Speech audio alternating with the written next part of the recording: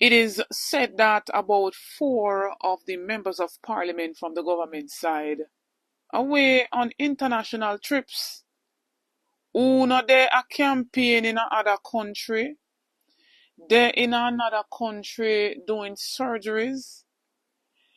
To the Prime Minister and even his wife said to be over there in Johannesburg at a G20 summit. But what I can say is that since then, the ministry has been down here twice without consultation with me, the Member of Parliament. They were here on Tuesday, and it was late in the evening when I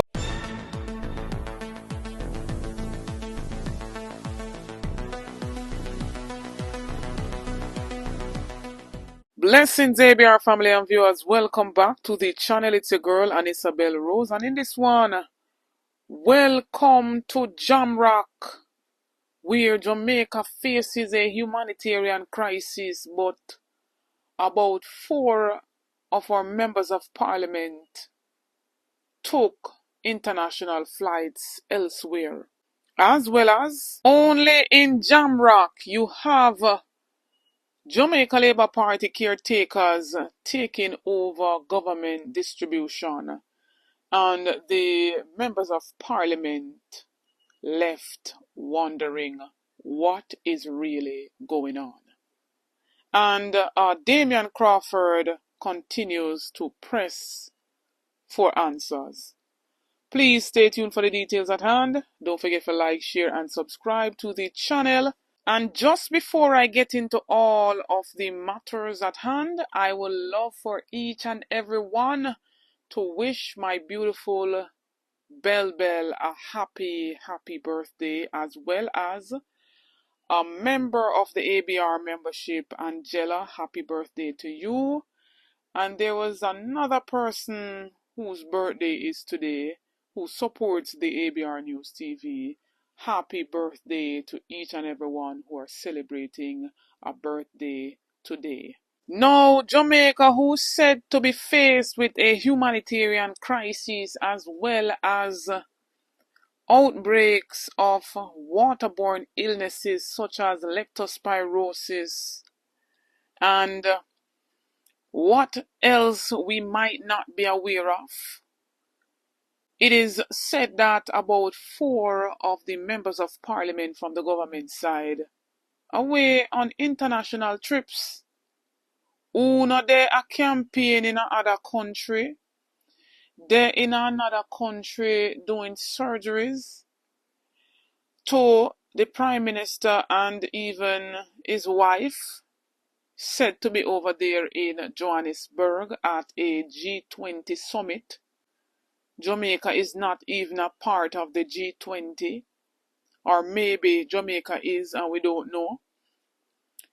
But what is really going on in a time as critical and crucial as this, where persons are still marooned, still have not received any, issuance of relief from the government, but then find time. And we know, say, most of these trips are taxpayers' money, so they continue to bleed the public coffers while Jamaicans suffer. And them say choose Jamaica. But me tell you already, me spin pan it and me say, them say choose Jamaica, but they did not choose Jamaicans. What can really go so? This is a minister of government who has responsibility for education. Look where Melissa do down a west. A whole heap of picnic, unable to go to school, but the minister finds time to go and campaign and jump up and down in another country. Them people are really serious? Jamaica, and this one really give back another term in our country? No, sir. Many of you would remember when I spoke in Parliament the other day accusing the minister and his ministry of politicizing the distribution of resources from the government. And they denied what I said. The Prime Minister even went on his high horse and tried to deny what was being said. I know the Prime Minister stated earlier in his presentation that there is no intent from the government to have any unfair or politicize anything. But there was a situation today in Westmoreland, and even after I spoke to the minister, the minister reached out to me this morning to let me know that an helicopter was coming down with food supplies from the ministry. And after the helicopter came, there was total chaos down there. What I can tell you is that before the helicopter came, the former MP and his team was there with trucks and stuff. There are videos of everything being loaded basically in those things. So the thing you're trying to avoid by not politicizing it actually played out today. The minister had no part in it based on my conversations with him because he directly spoke to me. And I had a team who went there. But the staff, I don't know where the communication came from. But what we realized happened that somebody obviously communicated with the former member of parliament. I am not there obviously today because I'm here. And what really happened is that distribution today has now been labeled as being political. Because everybody who went there would have seen that form of politics being played out today. So what we're trying to avoid, just as what you said, actually played out in central Westmoreland today. So what I'm asking is, going forward, how do we decide on how we do this type of distribution? Because one, if you go to one place and everybody comes there, there's going to be chaos. So naturally, if a helicopter is coming, one, you're going to need enough police and soldier presence there. And what we would want to know is that we ensure that the coordination is there, where we know exactly what is coming, where we're going to collect it. So if the MP is in charge, we will coordinate with the local team at the ministry, at the NIS office. We'll speak to the manager, for example, work out the way how we'll distribute. Because somebody has to lead it. And in this case, you have to trust the member of parliament to say we're not going to send it only to PNP communities, but we are Jamaicans, and we will be distributing it equally across every community that we know needs assistance. So we have no problem in working out all of those things, but we don't want it, what happened today, to ever happen again, because as I said, it left a bitter taste in the mouths of many of the citizens. Persons have been calling me since I've been here. I'm always on the phone, people texting me, asking me, what is really happening here? Because as I said, what would have showed up today, it would seem as if the former MP, who is now the caretaker, was the person who was in charge today on spot for the distribution of the items. And we don't want that to be in the thoughts of the people, because we know that is supposed to be the case. So going forward, I'm asking, how are we going to do these things differently?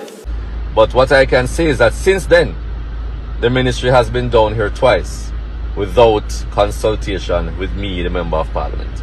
They were here on Tuesday, and it was late in the evening when I was made aware that they were here distributing resources, even though the former member of parliament was informed and was there.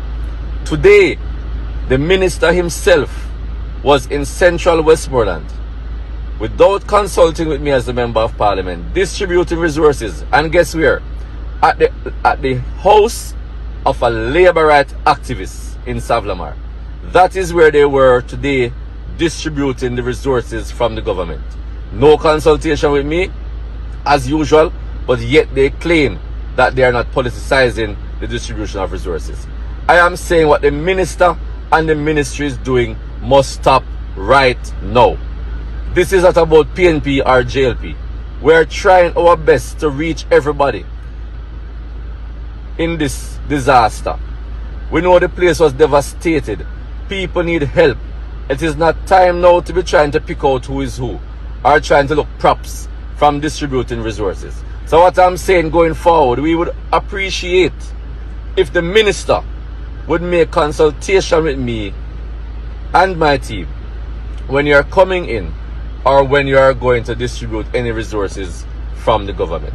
So when I not just a speak out, doing VARs a speak out, other opposition members of parliament speaking out, basically pleading and begging for help for those in their constituency.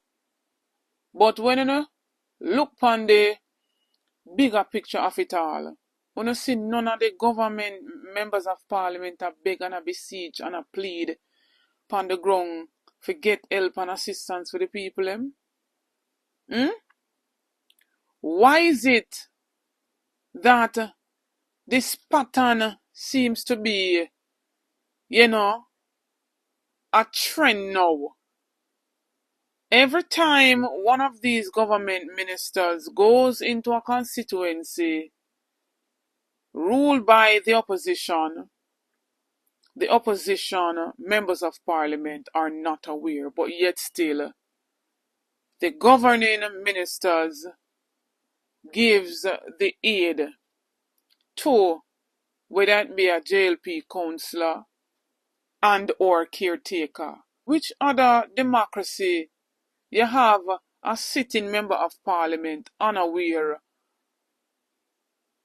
whether or not assistance is coming into their constituency, but a caretaker is given the aid to issue out? And when me tell you, say, a campaign, them people, a campaign within their lives, them a use the relief process and a campaign for the next general election or for the next local government election, and you don't believe me. I'm say it already, I'm going forever say it. No for you not go get no help. No for you not go get no help because of politics them a play right across the board. But nevertheless, we deserve answers. And we're not going to stop pushing back on them for them to give us transparency and for them to be held accountable and let us know what is going on with this relief and recovery process. The politicking must stop. We're sick and tired of it. And that's why I say Jamaica should have fire whole heap of them Jamaica Labour Party members of parliament here. But go to the polls and go for your belly. And go face the consequences of that. How many generators do we have intending to distribute to these commercial spaces? What I will say is that we have just over 500 generators on hand. As we look at how to build out the program, then we'll make a determination on the numbers we're actually putting out where and when. Reports I'm receiving is that generator can run you about $6,000 per day in fuel. How would this be paid for? Well, we're also looking into the fuel supply in terms of supplying jerry cans and so on. It isn't my own experience, and that it costs about $6,000, but the mechanisms are being explored. Well, it depends on the size of the generator. And how long you're running it for. And how long you're running it shop for. with a fridge would have to keep the generator But I'm not from what the impression I'm getting is that they're not going to fuel the generators. They're just going to, apart from the government provision and the bottles for it. Right. Apart from the government entities like schools or police stations or whatever, they're just providing the generators. Yes, as far as not the fuel. I've come to accept that, but I'm also suggesting that if you look at, let's say, $3,000 a day, we're looking at $90,000 for the month. Small shops are incapable to afford that. It might be passed down in food prices and by extension make the thing unaffordable. These are things we have to be preemptive in considering. How are we seeking to choose these entities that will be centralized and given a competitive advantage?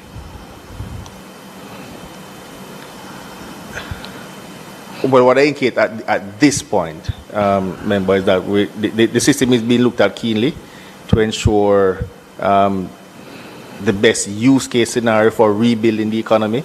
So the measures we put in and applied, it is being looked at. So he wants to tell us then that the country has received over 500 and odd generators and all. Now they don't start to issue out any of these generators. They still have things to put in place as it relates to distribution. After almost 4 weeks now. And he is the head of the disaster preparedness and emergency management. What can go so? When me tell you say is a eat a food government, this one believe.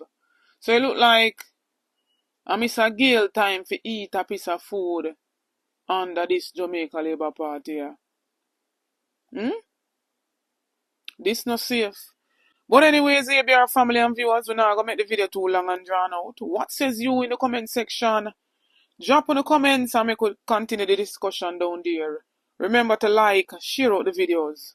If you're new to the channel, please to subscribe on the road to 50k. Help me to get there. Play your part. Get this video to at least 8,000 likes. Please stay tuned for more videos. Please stay tuned for more update. Big up on yourself.